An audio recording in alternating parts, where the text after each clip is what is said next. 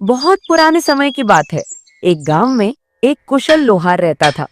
उसके हाथ हर ऐसी वस्तु को बनाने में सक्षम थे जिसकी कल्पना कोई नहीं कर सकता था। मगर उस गांव के लोग बहुत गरीब थे, जिसकी वजह से लोहार को इतना काम नहीं मिल पाता था। वह स्वयं तो हर तरह की मुसीबत झेलने को तैयार था, पर अपनी पत्नी, जिसका नाम रूपवती था, जो कि बहुत सुंदर थी, जैसी 100 वर्ष में एक बार पैदा होती है, अचानक लोहार के दिमाग में कमाई करने के लिए राजधानी जाने का विचार आया, जहां शायद धनी लोगों को उसकी बनाई चीजों की जरूरत हो सकती थी। अपनी पत्नी से विदा लेते हुए उसने कहा, सुनो रूपवती, मैं 3 वर्ष के लिए प्रदेश जा रहा हूँ। क्या फिर मुलाकात होने तक तुम मुझे याद रखोगी? मेरे साथ विश्वासघात तो नहीं करोगी? रूपवती एक नीला फूल अपने पति को देते हुए बोली, प्रिय, यह है फूल, लो और इसे संभाल कर रखो। मैं पतिव्रता धर्म का पालन हमेशा करती रहूंगी। तुम कहीं भी क्यों न रहो, कैसे भी यात्रा पर क्यों न गए हो, इतना याद रखो, जब तक ये फूल नहीं मुरझाएगा, तुम्हारे प्रति मेरा प्रेम भी नहीं मुरझाएगा। लोहार अपनी पत्नी की बातों पर भरोसा करके घर से निकल गया। रास्ते में चलते चलते उसे एक चाय की दुकान दिखाई दी। वहां अनेक ग्राहकों के बीच उसे 3 ठाटदार कपड़े पहने आदमी नजर आए, जो कुछ खा पी नहीं रहे थे, मौन खड़े हुए थे, मानो उन्हें कोई दुख सता रहा हो। लोहार को देखकर वे इस तरह से घूरने लगे कि वो परेशान हो उठा। अरे भाइयों, आप मुझे ऐसे क्यों देख रहे हो? मैं गरीब जरूर हूँ, मगर ईमानदार आदमी हूँ। इस राजधानी में दूर दराज के गांव से काम ढूंढने आया हूँ। मैं कुशल लोहार हूँ, और जो मुझे काम सौंपेगा वो याद रखेगा कि उसका वास्ता मुझसे पड़ा है। तीनों पुरुषों ने एक दूसरे की तरफ देखा और उनमें से सबसे बड़े ने लोहार से कहा, अरे भाई, हमारी एक एक बात ध्यान से सुनो। हम तीनों राजा सूर्यदेव के वजीर हैं, जिसकी खबर इस चाय वाले को भी नहीं है और होनी भी नहीं चाहिए। हम समय काटने नहीं, बल्कि एक महत्वपूर्ण कार्य करने के लिए बाजारों, चाय खानों और भीड़ भाड़ वाली जगह के चक्कर काट रहे हैं। राजा ने हमें उसके लिए सोने और चांदी का महल बनवाने का हुक्म दिया है। उसने समय पर महल तैयार न करने पर हमें मौत की धमकी दी है। हम बड़ी उलझन में हैं, क्योंकि समय बीतता जा रहा है, लेकिन हम राजधानी में किसी ऐसे कारीगर को नहीं खोज पा रहे जो इतना कठिन कार्य करने को तैयार हो। अगर तुम काम करके हमारी सहायता नहीं कर सकते तो क्या हुआ, कम से कम सलाह तो दे सकते हो। बुद्धिमान वजीरों, खुद किस्मत ने मुझे इस चाय खाने की राह दिखाई है। मुझे आवश्यक सोना चांदी दीजिए और मददगार दीजिए। मैं आपको निश्चित समय पर ऐसा महल तैयार करके दूंगा जैसा आज तक किसी राजा के पास नहीं हुआ। लोहार ने उसी दिन काम शुरू कर दिया। भट्टियां दहकने लगी, हथौड़ों तले मूल्यवान धातु ठनठनाने लगी और चतुर कामगार बड़े कारीगर के निर्देशानुसार काम करते हुए इधर उधर भागने लगे। समय के अनुसार महल बनकर तैयार हो गया। वास्तव में उससे पहले कभी इतने सुंदर भवन ने किसी राजधानी की शोभा नहीं बढ़ाई थी। राजा सूर्यदेव ने जब नया महल देखा तो उसने तुरंत अपने वजीरों का वेतन तिगुना कर दिया। फिर वह बोला, मैं धरती पर ये अलौकिक चमत्कार कर दिखाने वाले कारीगर को देखना चाहता हूँ। लोहार को लाया गया। राजा ने उससे कहा, आज से तुम मेरे घनिष्ठ सलाहकार और दोस्त हुए। मैं चाहता हूँ कि तुम्हारी प्रतिभा और कौशल का उपयोग न तो मेरी प्रजा करे और न ही कोई विदेशी बादशाह। तुम इस सुंदर महल में मेरे पास रहोगे और केवल मेरे लिए काम करोगे। तीनों वजीर लोहार से मन ही मन जलने लगे और अकेले में मिलकर उसे किसी तरह बर्बाद करने की सोचने लगे। एक दिन वजीरों ने राजा के पास जाकर कहा, महाराज, आपका चहेता लोहार जादूगर है। उसने महल किसी जादुई फूल की सहायता से बनाया है और उसी की बदौलत वह आपका कृपा पात्र बन गया है। उस फूल को वह लोगों की नजरों से छिपा कर रखता है। हमें लगता है कि यह दुष्ट आपके प्राण लेने के लिए आपके विरुद्ध कोई षड्यंत्र रच रहा है। तुम मुझसे छिपाकर कौन सा फूल सीने में लगाए रखते हो? अगर अपनी जान बचाना चाहते हो तो सच सच बताओ। लोहार हैरान रह गया कि उसका रहस्य किसने खोला है। उसने न मुरझाने वाला फूल निकालकर राजा सूर्यदेव को अपनी पत्नी तथा उसकी विदाई के समय कही सारी बातें ईमानदारी से बता दी। महाराज, ये फूल मेरी पत्नी के प्रेम की निशानी है। जब मैं घर से आया था तो उसने मुझे जाते समय कहा था कि जब तक यह फूल नहीं मुरझाएगा तब तक मेरा प्रेम तुम्हारे प्रति बना रहेगा। महाराज, यह ढीठ अपने मालिक के सामने झूठ बोलने का साहस कर रहा है। हमें अच्छी तरह से मालूम है कि इसकी पत्नी इसे कब का भूल चुकी है और किसी भी आदमी से खुशी खुशी शादी करने को तैयार बैठी है। दुनिया में ऐसी कोई औरत नहीं है जो धन और उपहार के लालच में न फंस जाए। अगर महाराज आप इजाजत दें तो मैं ये साबित कर सकता हूँ। ठीक है, जब तक तुम कोई सबूत लेकर नहीं आओगे तब तक इस कारीगर को बिना कोई हानि पहुंचाए कैद खाने में रखा जाएगा। पहला वजीर सरपट घोड़ा दौड़ाता उस गांव में पहुंचा जहां लोहार की पत्नी रहती थी। उसने वहां किसी संदिग्ध व्यक्ति से जान पहचान कर ली और उसकी मुट्ठी गर्म करके उसे अपनी योजना बताई। अरे भाई, लोहार की पत्नी जैसी पतिव्रता औरत इस गांव में ही क्या सारी दुनिया में नहीं मिलेगी। इस मामले में केवल रजिया ही तुम्हारी मदद कर सकती है। वह आदमी बिना कल पर टाले दुष्ट औरत रजिया को वजीर के पास ले आया। वजीर ने सारा किस्सा रजिया को बताया। उसकी सारी बात सुनकर वह बोली, अजनबी, अगर तुम्हारे पास 1000 सरफिया हो तो मैं तुम्हें उस औरत से मिलने के लिए अपनी सारी चालाकी से काम लेने को तैयार हूँ। वजीर ने 1000 अशरफियां रजिया को दे दी। फिर वह लोहार के घर की तरफ चल दी।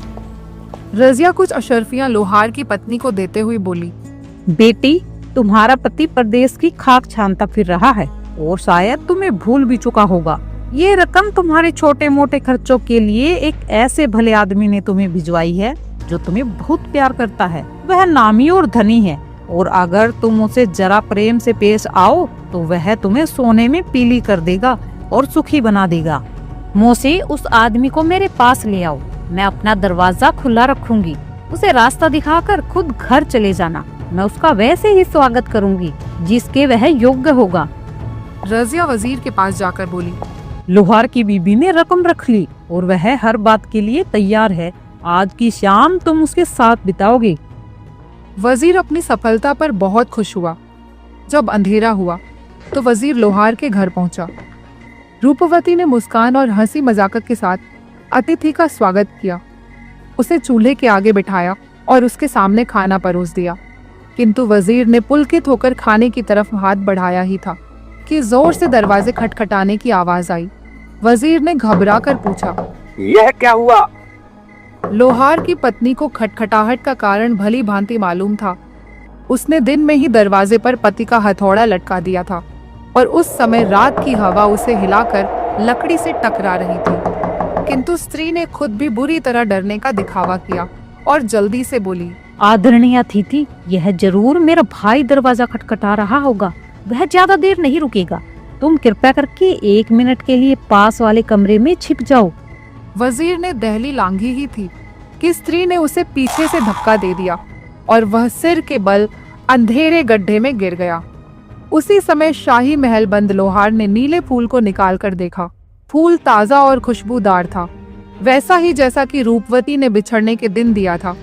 अगले दिन लोहार की पत्नी ने गड्ढे में भेड़ के ऊन का ढेर डाल दिया और अपने कैदी को उसे धुनने का आदेश दिया।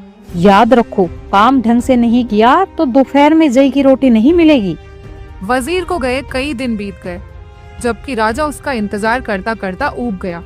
एक दिन उसने दूसरे वजीर से कहा, तुम्हारे मित्र की मेरे सामने आने की हिम्मत नहीं हो रही है, क्योंकि लगता है वह कुछ नहीं कर पाया है।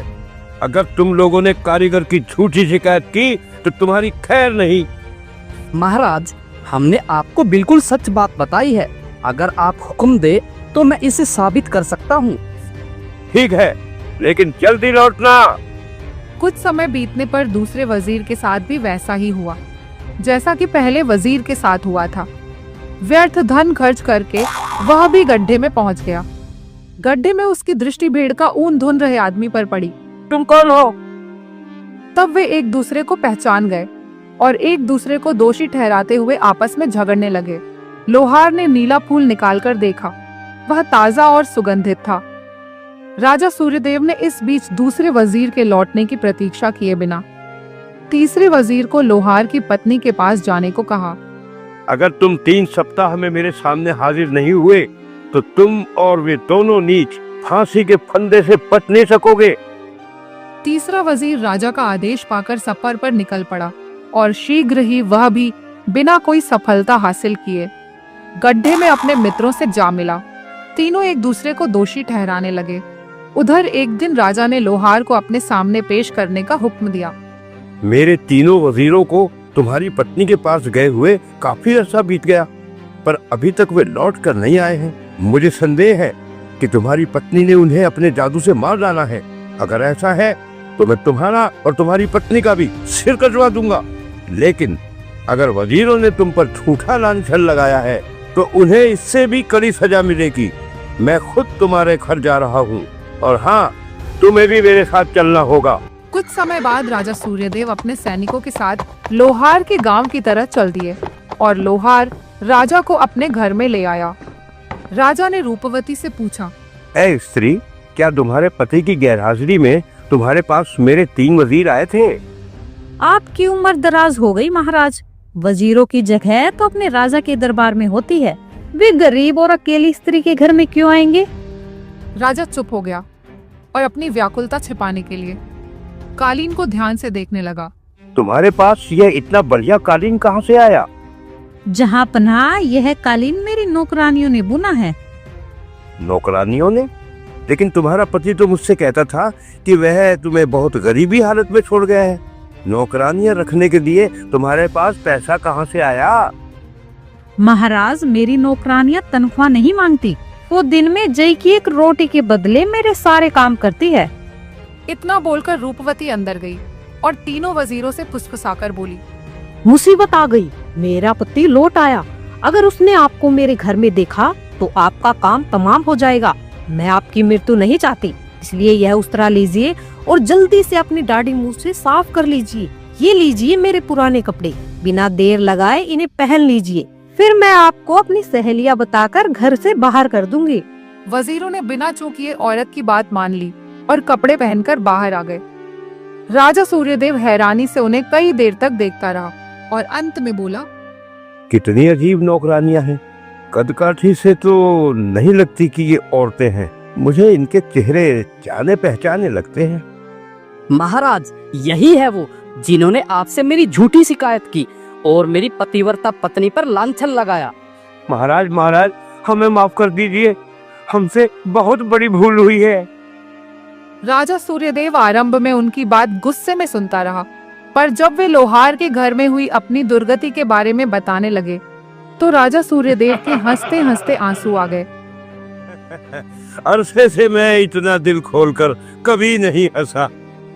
आज से ये तीनों मूर्ख जिन्हें इस स्त्री ने धोखा दिया और जिन्हें पहले मैं अपने वजीर कहता था, मेरे यहाँ मामूली नौकरों का काम करेंगे।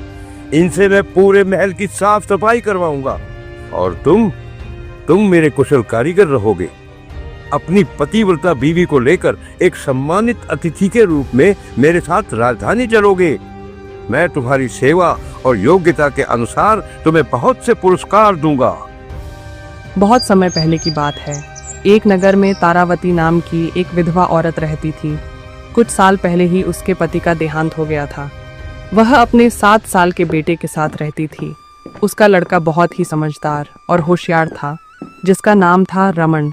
एक बार की बात है, कहीं से 3 डकैत एक बक्सा चोरी करके लाए और तारावती के पास आकर बोले, बहन जी, हम 3 मित्र व्यापार के लिए निकले हैं। हमारे पास कुछ जमा पूंजी है। हम यहाँ पर नए हैं और फिर हमारी यहाँ पर किसी से जान पहचान भी नहीं है, इसलिए हमने सोचा कि इस जोखिम को कहाँ लेकर फिरे। आप इसे रख लीजिए, इसके बदले हम आपको कुछ पैसे दे देंगे और जब तक हम तीनों साथ मिलकर न लौटे तब तक यह बक्सा किसी को मत देना।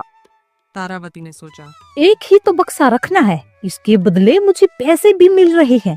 इससे अच्छा और क्या हो सकता है? कुछ दिन तो घर का काम चलेगा। ठीक है भाई, मुझे लगता है आपका सामान बहुत कीमती है, इसलिए जल्दी से लेकर जाना। यहाँ चोर लुटेरे बहुत घूमते हैं, कहीं उनको पता लग जाए तो यह बक्सा उठा ले जाए। ठीक है बहन, हम तीनों जल्द ही आपसे यह बक्सा लेने आएंगे, आप चिंता मत कीजिए। इतना बोलकर तीनों डकैत वहां से रवाना हुए। वो थोड़ी ही दूर गए थे कि उन्हें एक दूध वाला दिखाई दिया जो दूध लेकर बेचने जा रहा था। इन लोगों को दूध पीने की इच्छा हुई, मगर पास में बर्तन नहीं था। इसलिए दोनों डकैतों ने अपने तीसरे साथी को कहा, अरे छगन, यहाँ तो हम किसी को नहीं जानते। तुम ऐसा करो, उस औरत के पास जाओ और वहाँ से कोई बर्तन लेकर आओ। तब तक हम लोग यहाँ तुम्हारा इंतजार कर रहे हैं।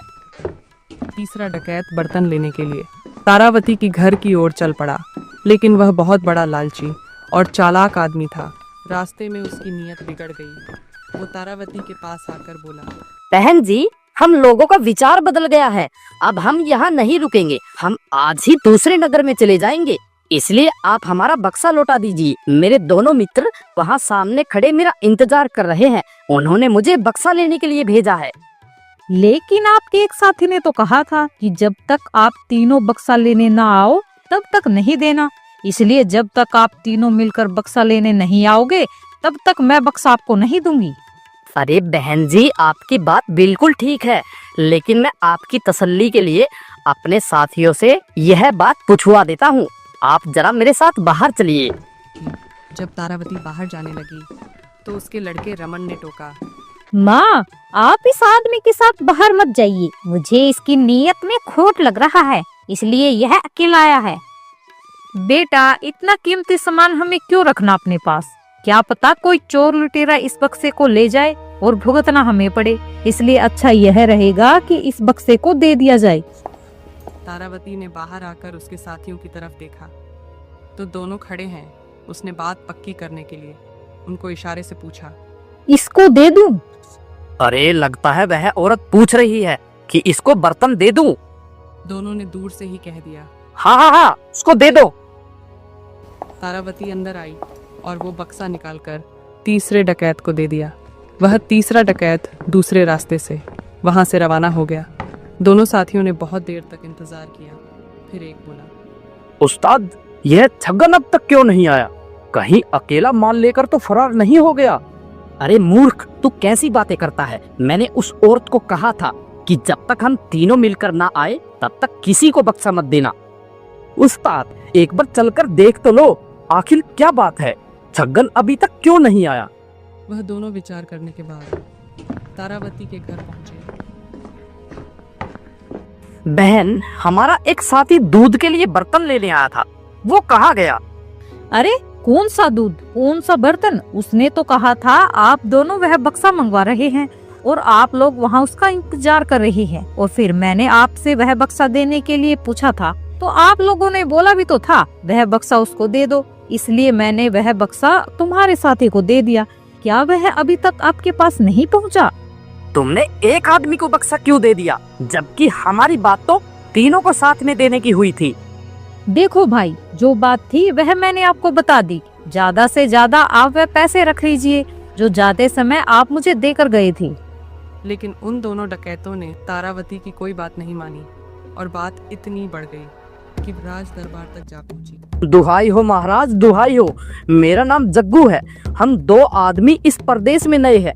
हम व्यापार करने के लिए 3 लोग यहाँ पर आए थे। हमारे पास कुछ जमा पूंजी थी जो हमने इस औरत के पास रख दी थी। और शर्त यह थी कि जब तक हम तीनों लौट कर ना आए तब तक वह जमा पूंजी किसी को ना दे।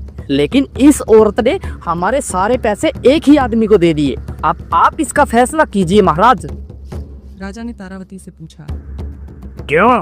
क्या इन लोगों ने तुझे कोई बक्सा दिया था और ऐसा कहा था कि जब तीनों मिलकर आए तब लौटाना? जी महाराज, कहा था। तो फिर तुमने एक ही आदमी को बक्सा क्यों दे दिया? अब इन दोनों को भी अपना अपना हिस्सा मिलना चाहिए। अब तुम्हें अपनी जमीन जायदाद, गाय भैंस, जो कुछ भी हो वह बेचकर इन लोगों को हिस्सा चुकाना पड़ेगा। यह हमारा आदेश है। इतना सुनकर तारावती रोने लगी। वो विधवा थी और घर में छोटा लड़का था। कमाने वाला कोई था नहीं। अगर संपत्ति नीलाम हो जाएगी तो गुजारा कैसे होगा? अपने भाग्य को रोती पीटती घर जा रही थी कि रास्ते में उसे अपने बेटे रमन को आते देखा। रमन ने अपनी माँ को रोते हुए देखा तो उसे रहा नहीं गया और वह पूछने लगा, माँ, क्या हुआ? आप क्यों रो रही हो? तारावती ने रमन को सारा किस्सा सुनाया। क्या करूं बेटा, मेरी तकदीर ही ऐसी फूटी। न ही मैं उनका बक्सा लेती और न ही हमारे साथ ऐसा होता। माँ, मैंने तो आपसे पहले ही कहा था कि मुझे ये लोग ठीक नहीं लग रहे, लेकिन आप चिंता मत कीजिए, ये सब आपके तकदीर का कसूर नहीं है, उस राजा की खोपड़ी का कसूर है। संयोग से राजा भेस बदलकर वहीं से गुजर रहा था। उसने माँ बेटे की बात सुन ली। वो उनके पास आकर पूछने लगा, क्या बात है बेटा, तुम लोग कुछ परेशान दिखाई दे रहे हो और ये औरत रो क्यों रही है? अरे चाचा जी, बात यह है कि अपने नगर का राजा है, जबकि मैं उन्हें नहीं जानता हूँ। उन्हें न्याय करना नहीं आता। मेरी माताजी के मामले में उन्हें गलत फैसला सुना दिया। उस छोटे से बच्चे की बात सुनकर राजा आश्चर्यचकित रह गया और बोला, अगर तुम राजा की जगह होते तो कैसा न्याय करते? अगर राजा को न्याय करवाने की गरज होगी तो मुझे दरबार में बुलाएंगे, फिर मैं न्याय करूँगा। दूसरे दिन राजा ने रमन को बुलाया। तारावती और दोनों डकैतों को भी बुलाया गया। राजा ने पूरा मामला रमन को सौंप दिया। रमन ने मुकदमा चलाते हुए पहले तारावती से पूछा, क्यों माताजी, इन तीनों सज्जनों ने आपको बक्सा संभालने के लिए दिया था? हाँ। माताजी, क्या इन तीनों ने यह बात कही थी कि हम तीनों मिलकर बक्सा लेने आए तभी उनको देना? हाँ, कहा था। रमन अब दोनों डकैतों की ओर मुड़कर बोला, अरे फिर तो कोई झगड़े की बात ही नहीं। आपने ऐसे ही कहा था ना कि जब हम तीनों मिलकर आए तब भी हमें बक्सा लौटा देना। जी बिल्कुल ठीक बात है। ऐसे ही हमने इस औरत से तय किया था कि जब हम तीनों मिलकर आए तभी बक्सा लौटाना है। ये है माताजी, तो अभी भी आपको आपका बक्सा लौटाने को तैयार है, मगर आप ही अपनी शर्त मानने से इनकार कर रहे हो। मगर वो कैसे? आप तीनों साथी मिलकर आओ, अभी आपको आपकी अमानत दिलवा देता हूँ। आप तो दो ही हो, आपका तीसरा साथी कहाँ है? उसे बुला कर लाओ। जब तीनों साथ में आओगे तभी आपका बक्सा मिलेगा। आप बेवजह माताजी को परेशान कर रहे हो। इतना सुनकर दोनों डकैत वहां से रवाना हो गए। सारी सभा दंग रह गई। सच्चा न्याय तोलने वाले प्रतिभा बालक की चतुराई देखकर राजा भी बड़ा प्रभावित हुआ। बहुत समय पहले की बात है।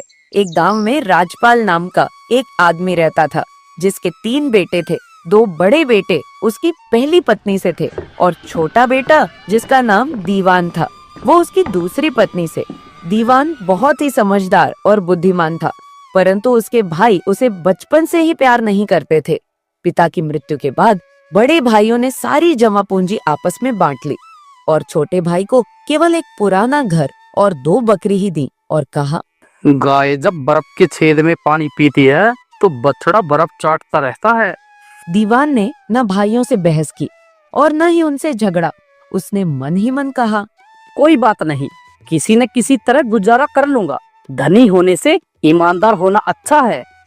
कुछ समय पश्चात दीवान को एक गरीब लड़की पसंद आई। उसने उससे विवाह कर लिया और अपनी युवा पत्नी के साथ सुख चैन से रहने लगा। 1 वर्ष बीत गया। एक बार बड़े भाइयों ने छोटे भाई को अपने पास बुलाया और कहा, दीवान, हमें उड़ती उड़ती खबर मिली है कि राजा सूर्य प्रताप की राजधानी में बकरियों का भाव चढ़ गया है। हम बकरियों को वहाँ बेचने जाना चाहते हैं। जरा रास्ते में हमारी बकरियों को संभालने में हमारी मदद कर दो। अगर सौदा अच्छा रहा तो हम तुम्हें एक अच्छी सी गाय दे देंगे।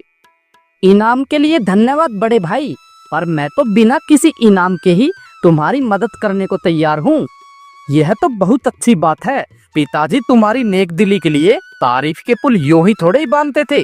भाई, तुम सफर की तैयारी करो, हम सुबह जल्दी ही निकल जाएंगे। सुबह दीवान अपनी पत्नी से विदा लेने लगा। अच्छा प्रिय, मैं चलता हूँ, काम खत्म करके जल्दी ही लौटूंगा।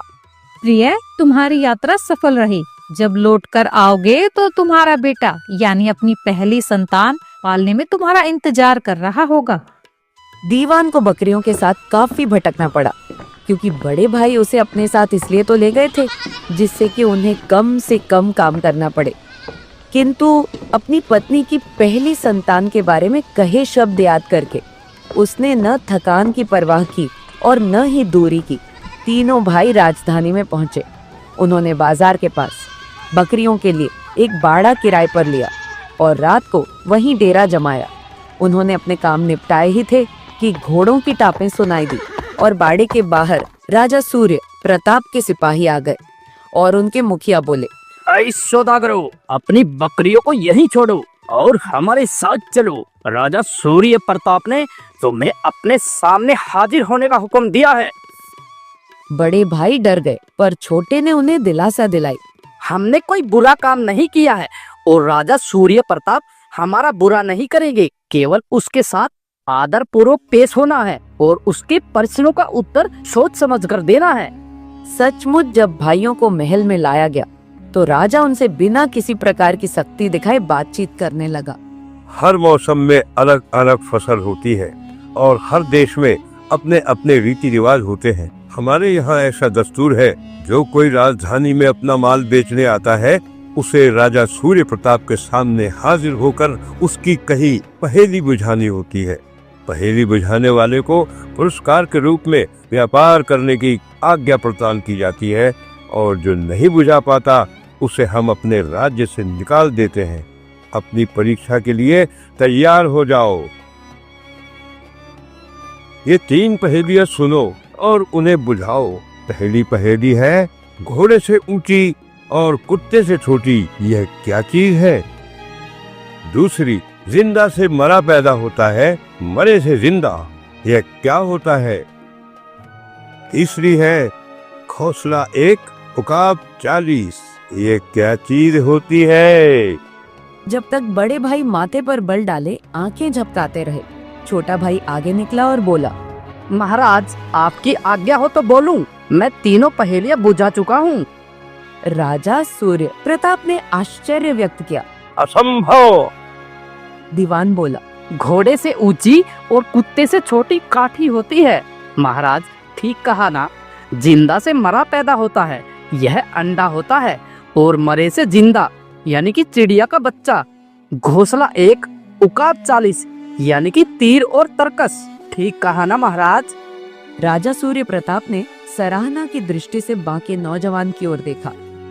अगर तुम मेरे 3 और सवालों का जवाब दोगे तो मैं तुम्हें बहुत कीमती भेंट दूंगा। कहिए महाराज, आपके 3 सवाल क्या है? कौन सा पत्थर सबसे भारी होता है?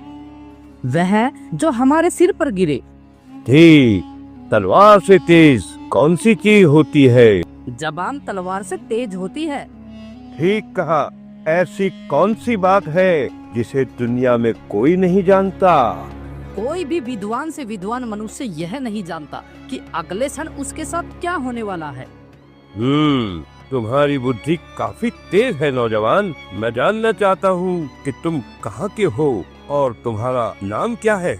हो सकता है मुझे आगे तुम्हारी जरूरत पड़े। महाराज मेरा नाम दीवान है और ये मेरे बड़े भाई है और हम झज्जर नगर के निवासी हैं। राजा ने दीवान के बड़े भाइयों से कहा, हालांकि तुम में मेरी पहेलियां बुझाने की अक्ल नहीं है, पर तुम्हारे छोटे भाई की खातिर मैं तुम लोगों को अपने जानवर बेचने तक राजधानी में रुकने की अनुमति देता हूँ, समझे? राजा सूर्य प्रताप ने अपने बड़े वजीर को दीवान को फौरन अशर्फियों की थैली देने को कहा। भाइयों ने राजा सूर्य प्रताप को धन्यवाद दिया और वहां से रवाना हुए। अगले दिन तीनों भाइयों ने थोड़े से समय में बकरियों को भारी नफे में बेच दिया और वहां से चल दिए। थोड़ी दूर जाने पर बड़े भाई आमदनी का बंटवारा करने लगे तो छोटा भाई बोला, भाइयों ऐसा करते हैं, जो सोना मुझे राजा सूर्य प्रताप ने दिया था उसमें से कुछ मैं आपको दे देता हूँ, जिससे हम तीनों के पास बराबर बराबर सोना हो जाएगा। बड़े भाइयों ने बिना झिझक के उसकी अशर्फियां ले ली, किंतु दीवान की उदारता से उनके लालच की आग बुझी नहीं बल्कि और बढ़ गई। अब उन्हें राजा सूर्य प्रताप की थैली में रखी सारी अशर्फियां हड़पने की इच्छा होने लगी। वे जानबूझकर रास्ते में पीछे रहकर साजिश करने लगे। चलो दीवान को जान से मार देते हैं, लोगों से कहेंगे कि रास्ते में उसे सांप ने काट लिया, गवाह कोई है नहीं, कौन हमारा पर्दाफाश करेगा। और वे छुरे निकालकर दीवान की तरह चलने लगे। दीवान ने जब उन्हें नंगे छुरे लिए आते देखा तो वह उन लालचियों को उस पर दया करने के लिए मनाने लगा। भाइयों आप मेरा खून बहाकर क्या करेंगे? मेरा सारा धन ले लीजिए पर मेरी जान बख्श दीजिए। भगवान के लिए मेरा घर मत उजाड़िए। वाह रे वाह, हम तुझ पर दया करेंगे तो तू राजा सूर्य प्रताप के पास जाकर हमारा पर्दाफाश कर देगा। राजा सूर्य प्रताप हमें तेरी शिकायत पर मौत की सजा सुना देंगे और तुझे हमारी सारी संपत्ति मिल जाएगी। तू कितना ही बुद्धिमान क्यों ना हो, पर हमें धोखा नहीं दे सकता। अगर आप लोगों के दिल में जरा भी दया नहीं है तो मुझे मार डालिए, पर कम से कम मेरी अंतिम इच्छा तो पूरी कर दीजिए। तू क्या चाहता है? अगर घर लौटने पर आप लोगों को मालूम पड़े कि मेरे बेटा पैदा हुआ है तो मेरी पत्नी से कह दीजिए कि वह लड़के का नाम दुहाई रखे। यही मेरी अंतिम इच्छा है। अरे ऐसी इच्छा पूरी करने में हमारा कुछ नहीं जाता। ऐसा ही होगा। हम तेरी अंतिम इच्छा पूरी करने का वादा करते हैं। और उन्होंने अपने सगे भाई पर छुरे चला दिए। 10 वर्ष बीत गए। राजा सूर्य प्रताप बूढ़ा हो गया, पर अभी ठीक ठाक था। लेकिन उसका बड़ा वजीर पूर्णतः जरा जीर्ण हो चुका था और अपने स्वामी की न सेवा करने योग्य रहा, न ही उसे सलाह देने योग्य। तब राजा सूर्य प्रताप को उस बुद्धिमान नौजवान की याद आई जिसने उसकी सारी पहेलियां बिना अटके सुलझा दी थी, और उसने उसे अपने दरबार में लाने तथा बड़ा वजीर बनाने का फैसला किया। राजा सूर्य प्रताप ने घोड़ों पर काठियां कसने का हुक्म दिया और अपने अंगरक्षकों के साथ चल पड़ा। खोज काफी दिनों तक जारी रही। एक दिन घुड़सवार किसी गांव के पास पहुंचे और अचानक उन्हें दूर से आती आवाज सुनाई दी। दुहाई, दुहाई, दुहाई। मेरे पीछे पीछे चलो, वहाँ कोई किसी स्त्री को सता रहा है। जल्दी से उसकी मदद को चलना चाहिए। जब स्त्री के सामने अचानक राजा सूर्य प्रताप आ पहुंचे तो वह डर गई। राजा सूर्य प्रताप ने उससे स्नेह पूर्वक पूछा, क्या हुआ है औरत? तुम दुहाई दुहाई क्यों चिल्ला रही थी? तुम्हें किसने सताया? महाराज, मुझे किसी ने नहीं सताया। दुहाई तो मेरे बेटे का नाम है। वह लड़कों के साथ जंगल की तरफ भागा है। खाने का समय हो गया है, इसलिए मैं उसे आवाज दे रही थी। राजा सूर्य प्रताप को आश्चर्य हुआ। कितना विचित्र नाम है। मैंने पहली बार ऐसा नाम सुना है। तुम्हें और तुम्हारे पति को अपने बेटे का यह नाम रखने की कैसे सूझी? महाराज, आज से 10 वर्ष पहले मेरे पति अपने 2 भाइयों के साथ महाराजा सूर्य प्रताप की राजधानी गए थे और लौटते समय रास्ते में वह सांप के काटने से मर गया। पर मरने से पहले उन्होंने अपना प्रथम बालक का नाम दुहाई रखने की इच्छा व्यक्त की थी। यह बताओ कि तुम्हारे पति का नाम क्या था? दीवान तो नहीं था? जी हाँ, उनका नाम दीवान ही था। अब मुझे सारी बात समझ में आ गई। बुद्धिमान और नेक आदमी सांप के काटने से नहीं, लोगों के द्वेष के कारण मारा गया है। अपने बेटे का नाम दुहाई रखने को कहकर उसने अंतिम क्षण में अपने मरने की खबर भिजवाई थी। राजा सोच में पड़ गया। उसके चेहरे पर व्याकुलता झलकने लगी। फिर कुछ देर बाद वह बोला, हे स्त्री, अब यह बताओ कि उन हत्यारे भाइयों ने तुम्हें दीवान की अशर्फियां दी थी या नहीं? मुझ मूर्ख को क्षमा करे महाराज, पर मेरे समझ में कुछ नहीं आ रहा कि आप क्या कह रहे हैं। हमारे पास न तो कोई फूटी कोड़ी है, न पहले कभी थी। मेरे पति के भाइयों ने मुझसे 2 बकरियों को भी छीन लिया, जो बंटवारे के समय उन्होंने मेरे पति को दी थी। उन हत्यारों को मेरे सामने पेश किया जाए। राजा की बात मानकर सिपाही दीवान के भाइयों को ले आए। राजा ने उनसे क्रोधित होकर पूछा, तुम लोगों ने अपने छोटे भाई को किस लिए मारा था? सच सच बताओ, वरना तुम्हारे सिर अभी कलम करवा दिए जाएंगे।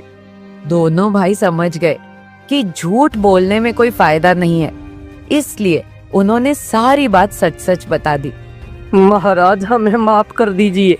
हमने असरफियों के लालच में अपने भाई को मार डाला। दीवान की अशर्फियां कहाँ हैं जो हमने उसको जाते समय दी थी? जल्दी बताओ। महाराज, वो हमारे पास ही रखी है, हम अभी लेकर आते हैं। इतना बोलकर वो दोनों जल्दी से घर की ओर गए और अशर्फियां लाकर दीवान की पत्नी को दे दी। उसी समय दुहाई भागता हुआ आया। वह अपनी माँ की तरफ लपका ही था कि राजा सूर्य प्रताप ने उसे अपने पास बुलाया और उससे पूछा, तुम्हें पहेली बुझाना आता है दुहाई? आता है महाराज। तो फिर बताओ, कमंद रंग बिरंगी, इधर छुए एक टेकरी तो उधर दूसरी, ये क्या चीज है? इंद्रधनुष। शाबाश, तुम बिल्कुल अपने पिता जैसे बुद्धिमान हो। तुम मेरे साथ महल में चलोगे वहाँ पढ़ोगे और मेरी सेवा करोगे, और बड़े हो जाने पर जब ज्ञान प्राप्त कर लोगे तो मैं तुम्हें अपना वजीर बना दूंगा। महाराज, आपके पास नौकरों की कमी नहीं है, मगर मेरी माँ के पास एक ही नौकर है, एक ही सलाहकार और एक ही रक्षक है, और वह मैं हूँ। मुझे अपनी माँ के पास ही रहने की इजाजत दीजिए महाराज। राजा उस बालक की बात मानकर अपनी राजधानी की तरफ चल दिया।